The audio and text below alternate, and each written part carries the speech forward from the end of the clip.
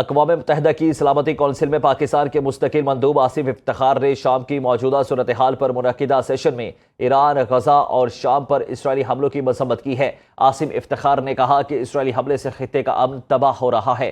سلامتی کونسل اپنی ذمہ داری ادا کرے اور کشیدگی کم کرنے میں اپنا کردار ادا کرے۔ اسرائیلی حملے عالمی اور بین الاقوامی قوانین کی کھلم کھلا خلاف ورزی ہے۔ اسرائیل سلامتی کونسل کی قراردادوں کی دھجیاں بکھیر رہا ہے۔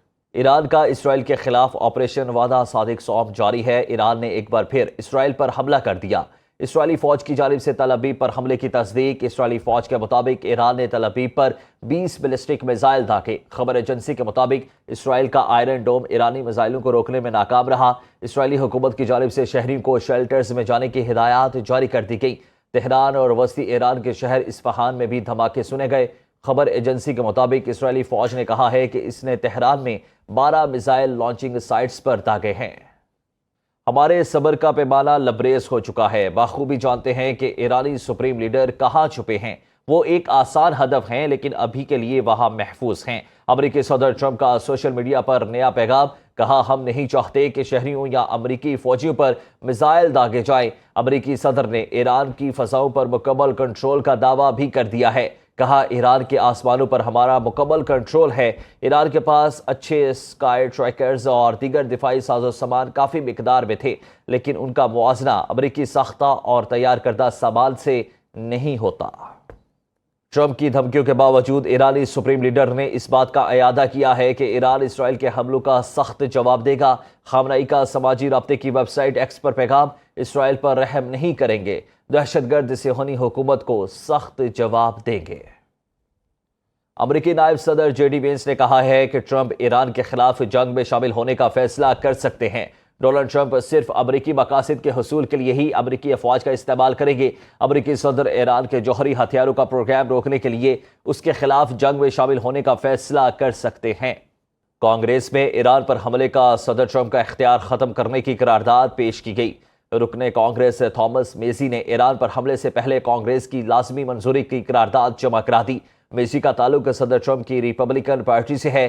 قرارداد میں کہا گیا کہ جب تک امریکی کانگریس ایران پر حملے کی اجازت نہ دے، صدر ٹرمپ کو ایران پر حملے کا کوئی اختیار نہیں۔ ایران پر حملے کی امریکی کوشش پر صدر ٹرمپ کو اپنی ہی پارٹی سے سخت مزاحمت کا سامنا ہے۔ امریکی سینیٹر برنی سینڈرز نے کہا کہ امریکہ کا آئین بالکل واضح ہے، اس میں کسی قسم کا ابہام نہیں ہے۔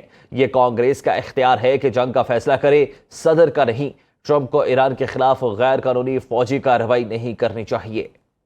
امریکی فوج لڑاکا طیاروں کو مشرق وسطی منتقل کر رہی ہے۔ امریکی حکام کی خبر ایجنسی کی تصدیق، مشرق وسطی میں جنگی طیاروں کی تعیناتی سے خطے میں امریکی فوجی قوتوں کو تقویت ملے گی۔ امریکی حکام کے مطابق F-16، 22 اور F-35 طیارے مشرق وسطی منتقل کیے جا رہے ہیں۔ برطانوی میڈیا نے دعویٰ کیا ہے کہ امریکی صدر ٹرمپ ایرانی جوہری تنصیبات پر حملے پر غور کر رہے ہیں۔ برطانوی میڈیا کا کہنا ہے کہ ڈونلڈ ٹرمپ ایران کی جوہری تنصیبات، خصوصاً فردو کے مقام کو نشانہ بنانے کے لیے اسرائیل کے ساتھ ممکنہ مشترکہ کارروائی پر غور کر رہے ہیں، جبکہ ٹرمپ کے قریبی مشیروں میں اس حملے کے حوالے سے مکمل اتفاق رائے نہیں پایا جاتا۔ یہ واضح ہے کہ ایران کبھی جوہری ہتھیار نہیں رکھ سکتا۔ مشرق وسطی میں امریکہ شہریوں کے لیے ٹاسک فورس تشکیل دے دی ہے جو 24 گھنٹے کام کر رہی ہے۔ امریکی شہری کسی صورت بھی ایران کا دورہ نہ کریں۔ ترجمان امریکی محکمہ خارجہ ٹیمی بروس کی واشنگٹن میں پریس بریفنگ، کہا امریکی شہریوں کے لیے ٹریول ایڈوائزری جاری کر چکے ہیں۔ شہریوں کو باخبر رکھنے کے لیے گزشتہ ہفتے تقریباً 30 سیکیورٹی الرٹس جاری کیے۔ امریکہ نے عراق اور اسرائیل کے حوالے سے ٹریول ایڈوائزری اپ ڈیٹ کی ہے۔ امریکی شہری عراق اور اسرائیل کا سفر نہ کریں۔ روس نے اسرائیل کا ایران پر حملہ غیر قانونی قرار دے دیا۔ روسی وزیر خارجہ نے کہا کہ اسرائیل ایران کی جوہری تنصیبات پر غیر قانونی حملے روکے، دنیا کو جوہری تباہی کی طرف دھکیلا جا رہا ہے۔